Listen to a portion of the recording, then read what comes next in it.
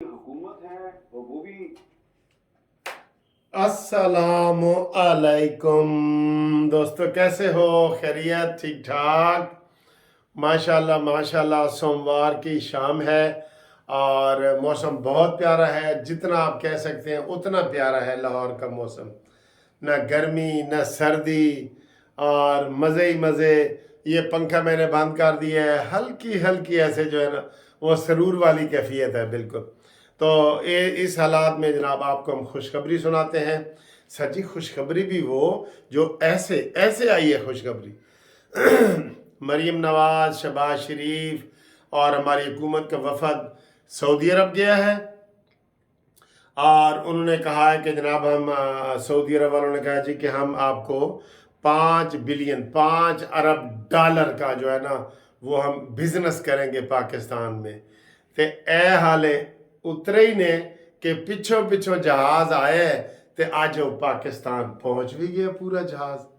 पूरे वजीर खारजा सऊदीया का, सऊदी के वजीर, मुशीर सारे आ गए ने सर जी, सारे आ गए ने।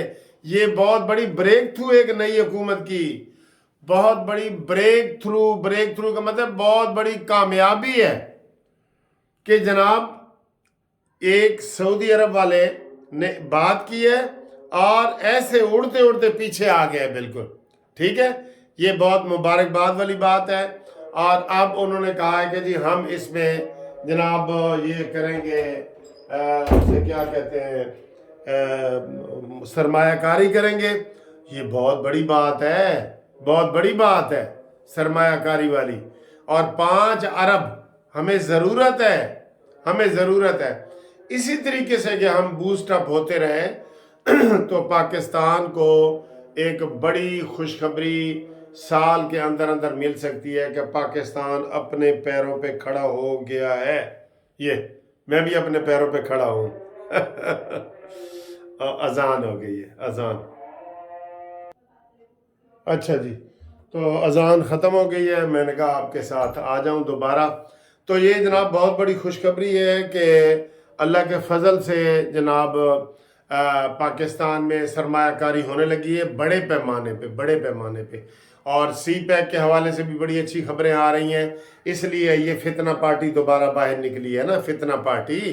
सी पैक के हवाले से भी बड़ी अच्छी खबरें आ रही हैं, काम तेज़ हुआ है। काम के हिसाब से तो आपको पता है शहबाज शरीफ साहब जो है ना वो शहबाज स्पीड मशहूर है।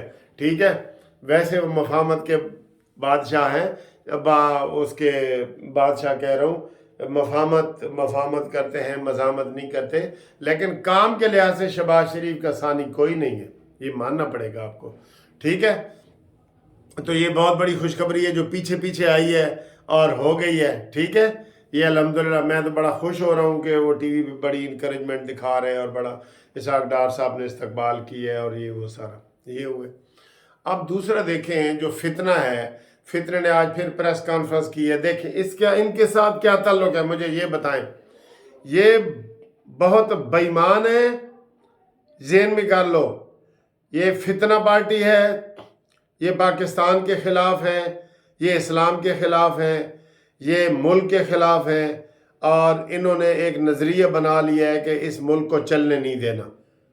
जैसे इमरान ने शुरू में उस वक्त पता लग जाना चाहिए था जब इसने चीन का रास्ता रोका था, जब वो सी पैक देने के लिए आ रहा था तो इसने रोका था। इसको सब ने मिन्नतें की थी कि जनाब बास कर दो, 2 दिन के लिए धरना उठा लो। इसने कहा था मैंने नहीं उठाना, हमें पता लग जाना चाहिए। अच्छा, अब उन्होंने अब प्रेस कॉन्फ्रेंस की है उमर अयूब ने और महमूद अचकजई ने, और ये वो उन्होंने कहा जी कि हम बिल्कुल सारे मुल्क में जाएंगे, फैलेंगे। मैं इनको अब बार बार कह रहा हूँ कि इनको शुरू में ही दबा दो, कोई रहत ना करो। मैं गाने सुना सुना के इनको थक गया हूँ कि ऐसा करनी नहीं रहत, भावे वसे तू वलैत तेनू लैके जाने मियाँ वाली। इनके साथ कोई रियायत ना करें बिल्कुल। आप ढील देते जाएंगे, वो तहरीक बढ़ती जाएगी। कुछ नहीं करेंगे तो वो लोग जो बेखौफ है वो आ जाएंगे।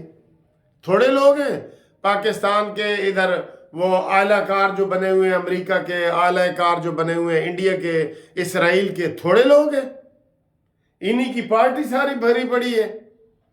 तो उनको ये کرنا چاہیے کہ جناب ان کو شروع سے دبانا چاہیے. آج انہوں نے کیا مطالبہ کیا ہے پریس کانفرنس میں کہ جناب یہ آرمی کی اور اس کی جناب جو فوج کے سپاہیوں کی اور پولیس کی لڑائی ہوئی ہے بہاول نگر والی, کہتے ہیں اس کے اوپر جوڈیشل انکوائری کرو, اور تسی مامے لگ دے ہو صرف فوج کو بدنام کرنے کے لیے, ورنہ ان کا کیا تعلق ہے؟ یہ تو وہ ہیں جو کہتے تھے ہم پولیس کو اپنے ہاتھوں سے پھانسی دیں گے, عمران خان اینڈ کمپنی, یہ اس طرح کے گندے لوگ ہیں. لیکن آج یہ مطالبہ کر رہے ہیں پی ٹی آئی کا وہی عمر ایوب کہ جناب جوڈیشل انکوائری کی جائے. کیوں بھئی, کیا ہو گیا ہے؟ کتنے قتل ہو گئے ہیں وہاں پہ؟ کیا تماشا کیا ہوا ہے تم نے؟ شہباز شریف صاحب ادھر آپ کی مفاہمت نہیں چلے گی, میں آپ کو یہ بتا رہا ہوں. ادھر آپ کی جو مفاہمت ہے نا یہ پاکستان کو ڈبو دے گی. آپ کہہ رہے ہیں کہ جی ابھی آپ کو پتہ نہیں چلا کہ یہ کون ہے. ابھی ایک پریس کانفرنس کر رہا تھا یہ پی ٹی آئی کا کہ میں 9 مئی سے پہلے پریس کانفرنس کروں گا اور بتاؤں گا کہ 9 مئی میں کس کی شرارت تھی. اور اب اس واقعے کو بھی پولیس والے واقعے کو بھی یہ 9 مئی کے ساتھ جوڑنے کی کوشش کر رہے ہیں کہ ہمیں تو جناب جیلوں میں ڈال دیا گیا ہے اور ادھر آپ انکوائری کر رہے ہیں اور بالکل آرام طریقے سے وہ سارا کچھ کر رہے ہیں. تو اس کا سخت نوٹس لیں. مفاہمت ہر جگہ مفاہمت نہیں چلے گی, یہ آپ ذہن میں رکھ لیں. اور شہباز شریف صاحب اتنا فیلڈ سے متاثر ہوتے ہیں کہ ابھی ٹی وی پہ کوئی چیز چلنے چلی جائے نا, یہ ہو رہا ہے, وہ چل پڑے ہیں, وہ آ گئے ہیں, وہ آنے والے ہیں, وہ پہنچنے والے ہیں, یہ ادھر ہی کہتا ہے بس کرو بھائی, بس کرو بس کرو. یہ اتنا متاثر ہو جاتے ہیں ٹی وی سے یہ شہباز شریف صاحب.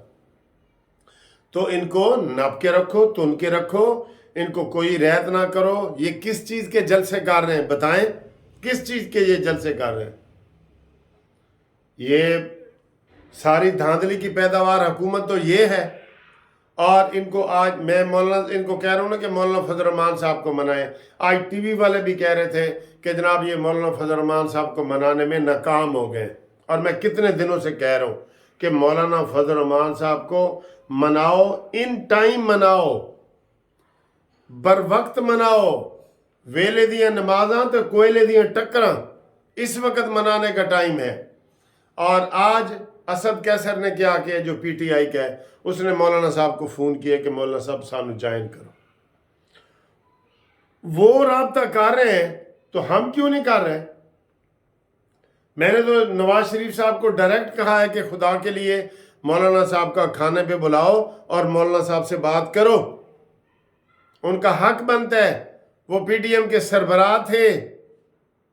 کتنا میں ان کو سمجھا رہا ہوں بار بار کہ جناب ان کے ساتھ گل بات کرو, ان کو کھانے پہ بلاؤ, ان کا حق دو, بلوچستان میں ان کا حق دو, اور ان کو ایک گورنر دے دو ایک گورنر.